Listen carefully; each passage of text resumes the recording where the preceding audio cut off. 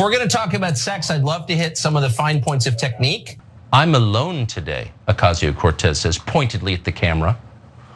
Is it just us, or does that sound like an invitation to a booty call? By the way, how did someone who clearly is not liked by the people around her and clearly isn't very good at her job get so high up? Well, we know her first meaningful job in politics was given to her by her boyfriend at the time, who was married, Willie Brown, most powerful Democrat in California. But we know that Willie Brown is not the only powerful person she dated. And this is pretty interesting. We're not exactly sure what to make of it. But it turns out that Kamala Harris also dated the tabloid TV show host Montel Williams, who was always doing shows about people's weird sex lives. So we know that Montel Williams called her Kamala. We also know she calls herself Kamala sometimes. But that's kind of all we know. So what was that relationship like? What did Montel Williams think of it? So we would love to talk to Montel Williams about his torrid relationship with Kamala, because that might be one of those blanks we'd like to fill in. Anyway, he is always welcome on this show. That's sexism. And that's his audience's bread and butter. So he knows they're gonna eat that up.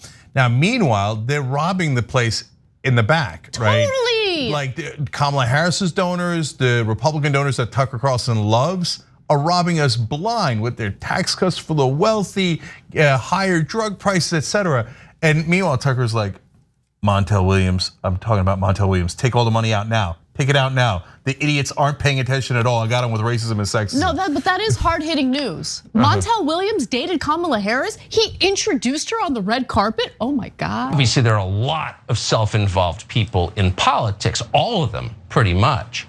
But it takes a special kind of narcissist to imagine that the world desperately wants to see you bolt together a particle board coffee table. But New York Magazine can't get enough of it. Here's their account. She has no agenda, nothing in particular to get off her chest. It really is as if she were exhausted and wanting to talk. I'm alone today, she says pointedly at the camera. By the way, the person who wrote this didn't even perceive how creepy it was. I'm alone today, Ocasio-Cortez says pointedly at the camera. Is it just us, or does that sound like an invitation to a booty call? Maybe one step from what are you wearing? Either way, it's a little strange. It's definitely oversharing. All she said was, I'm alone today. And then Tucker Carlson says, is it just us, or does that mean she wants to have sex with us? No, it's just you. It's just you. I didn't think that. I don't know that anybody else thought that. That's an invitation to a booty call. Is it? Why would it be?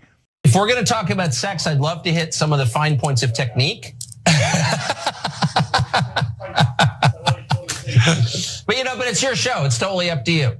We can certainly talk about your sexual technique, especially after your tanning testicles last week. So when Tucker Carlson says, oh my God, they don't want you to suntan your crotch.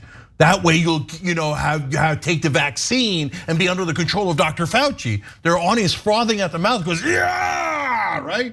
And so when you bring in like Brian Kilmeade and he's like, now remember, we all hate Democrats and those standard, right-wing establishment talking points, people are like, boo, when are we lasering our crotch, okay?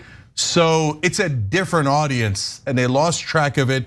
And I think this is gonna hurt them real bad.